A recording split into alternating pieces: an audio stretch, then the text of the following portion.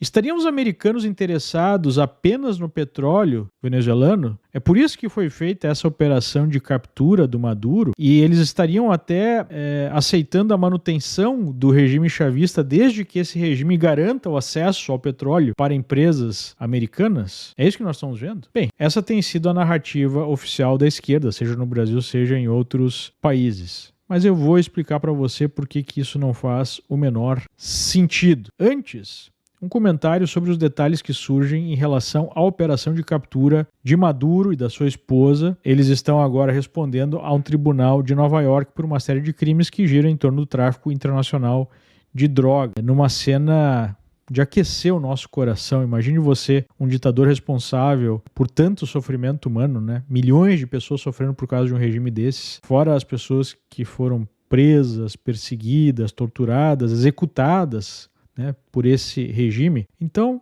é sempre bom a gente ver a justiça sendo feita, mesmo que parcialmente. Um sujeito que estava lá cantando de galo, aproveitando aí os frutos de toda essa operação criminosa, que era basicamente manter, né, o regime venezuelano de pé, e agora está lá na prisão e espero que pague pelos seus crimes. Aparentemente já começou a pagar. Mas quais são os detalhes que emergem e que esclarecem um pouco a situação? Pela suposta facilidade com que os americanos retiraram o Maduro do país, prenderam ele, houve uma especulação sobre um possível acordo entre integrantes do regime e o governo americano para entregar a cabeça do Maduro e assim salvar o resto do regime. Mas evidências surgem de que não foi isso que aconteceu. O ditador comunista de Cuba veio a público lamentar a morte de soldados cubanos que fariam a guarda de Maduro, o que joga por terra também aquela lógica da soberania, na defesa da soberania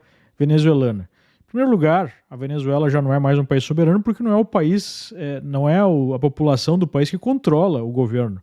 O governo foi tomado por criminosos que negam a soberania ao seu povo e, na verdade, entregaram essa soberania a nacionais cubanos, russos, chineses, iranianos, ao ponto dos próprios soldados cubanos fazerem a guarda, né, do ditador.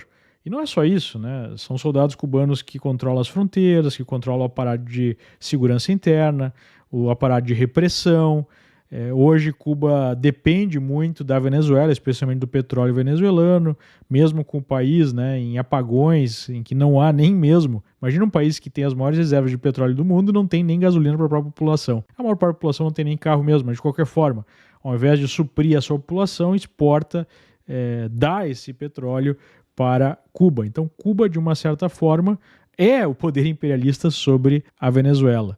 Então, detalhes como a morte de soldados cubanos, a dificuldade em fazer essa extração, porque agora que deu certo parece que foi fácil, mas nós não podemos esquecer que outras operações parecidas no passado foram catastróficas, né? Foram um fiasco, como por exemplo a tentativa da invasão da Baía dos Porcos por opositores do Fidel Castro, na década de 60, que foi uma operação da CIA que falhou de forma espetacular, né? Fica evidente aí, uma série de sinais de que de fato foi um grande sucesso essa operação do ponto de vista militar americano. Mas depois que essa operação aconteceu, o Trump veio a público dizer que os Estados Unidos controlariam a Venezuela, mas ficou evidente que esse controle não seria um controle direto, seria um controle através de uma negociação com o atual regime, que é basicamente o mesmo regime.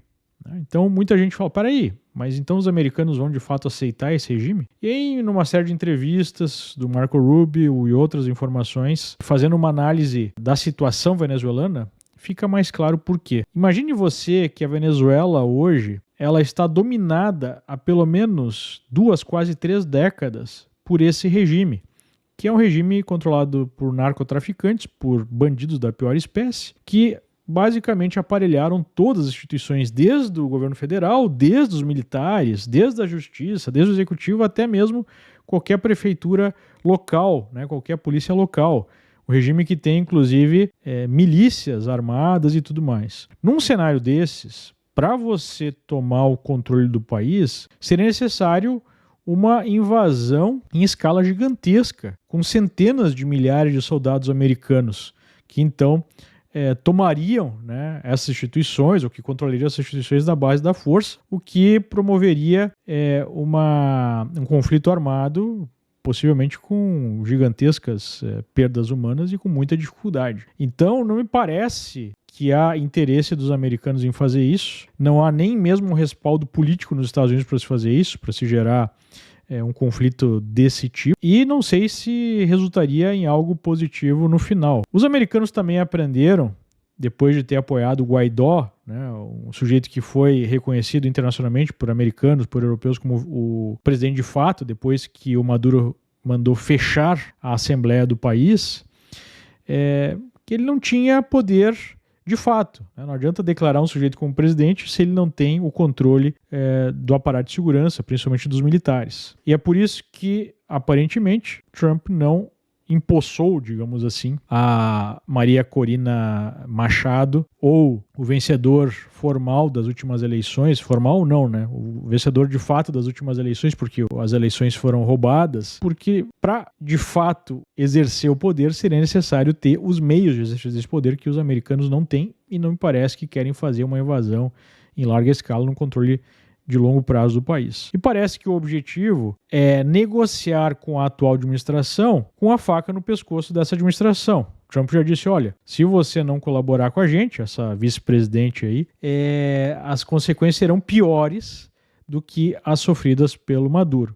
E ela prontamente mandou uma carta dizendo que queria colaborar, apesar, né, de alguns integrantes do regime terem utilizado uma retórica mais belicista, dizendo que não iriam se render aos americanos. A vice-presidente aparentemente já se rendeu nesse sentido. Então me parece que há um jogo agora de pressão americana militar, enquanto os chavistas tentam entender ou tentam buscar uma forma de sobreviver nesse novo regime. Parece que o plano é manter esse controle, fazendo o que os americanos querem, e com o tempo organizar eleições e organizar uma nova estrutura de poder no país. Esse é o aspecto número 1. O aspecto número 2 se envolve a questão do petróleo. É óbvio que há muitas reservas de petróleo na Venezuela, mas a exploração desse petróleo não é uma coisa simples. Do ponto de vista econômico, o que faria mais sentido para uma empresa americana? Ter uma aventura, né, na Venezuela, em que requer investimentos multibilionários para extrair um petróleo que não é tão fácil de extrair, ou extrair aqui nos Estados Unidos, em que há campos mais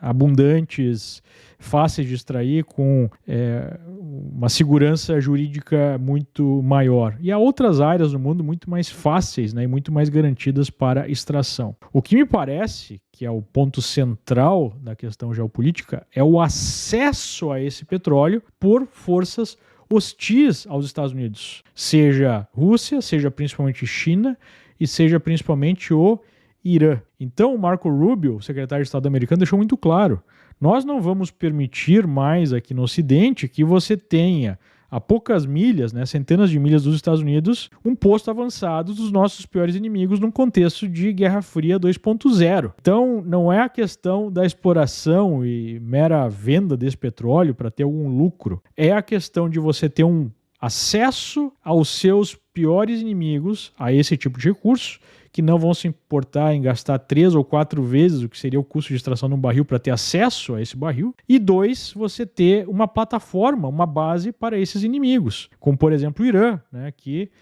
exporta terroristas, exporta até armas para a Venezuela. Então esse é o ponto central, não é necessariamente a exploração do petróleo. O objetivo do governo americano é ter um governo na Venezuela que seja alinhado aos seus interesses, que faça negócio com os Estados Unidos.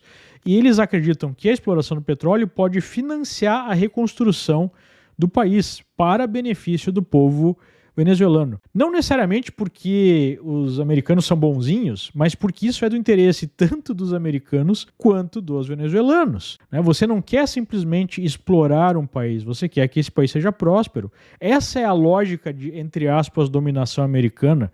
Por isso que você tem os Estados Unidos ganhando a Segunda Guerra Mundial, invadiram lá o Japão e conseguiram entregar um dos países mais prósperos da história, que é um aliado, que é um parceiro dos Estados Unidos. A mesma coisa aconteceu na Coreia do Sul, a mesma coisa aconteceu na Alemanha ocidental. Essa é a forma de dominação dos Estados Unidos, não é uma forma de exploração que é a forma soviética, que é a forma comunista que eles implementaram na Coreia do Norte, que eles implementaram na Alemanha Oriental, que eles implementaram no leste europeu, né, de você controlar com mão de ferro e esmagar uma população para extrair o máximo dessa população, coisa que eles fazem com o seu próprio povo.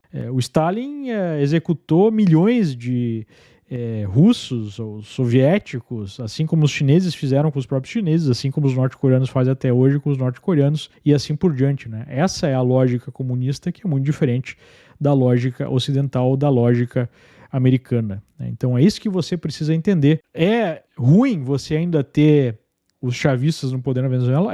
Mas não há muita alternativa neste momento. Como é que você vai fazer essa transição sem contar aí com centenas de milhares de boots on the ground lá na Venezuela? Acredito que esse é o ponto. Agora, para finalizar, o que nós estamos vendo pode, claro que é muito cedo para dizer, mas pode significar, até esse momento significa, a maior derrota do movimento comunista latino-americano, representado principalmente pelo Foro de São Paulo, desde que caiu o Muro de Berlim, né, o que representou o corte de verbas para todo o movimento revolucionário na América Latina, principalmente aquele encabeçado por Cuba. E é por isso essa gritaria, né, sobre soberania, direito internacional, porque esse pessoal sabe a gravidade do que está acontecendo em termos dos americanos cortando uma linha de financiamento para todo esse movimento que é baseado no tráfico internacional de drogas. E é por isso que a acusação contra Maduro envolve exatamente a questão do tráfico, porque o tráfico é a principal ferramenta e sempre foi a principal ferramenta de levantar recursos e outros crimes que giram em torno do tráfico internacional de drogas para o movimento revolucionário de esquerda no continente, né? Então a gente pode estar vendo aí momentos muito difíceis para essa extrema esquerda latina e para a esquerda global. Por isso que a gente está vendo lá o primeiro-ministro da Espanha, que é um comunistão, né, que é alinhado aí a extremismo. Inclusive há indícios de ligação do próprio partido do primeiro-ministro espanhol com os chavistas. É por isso que ele está gritando de forma tão intensa, né?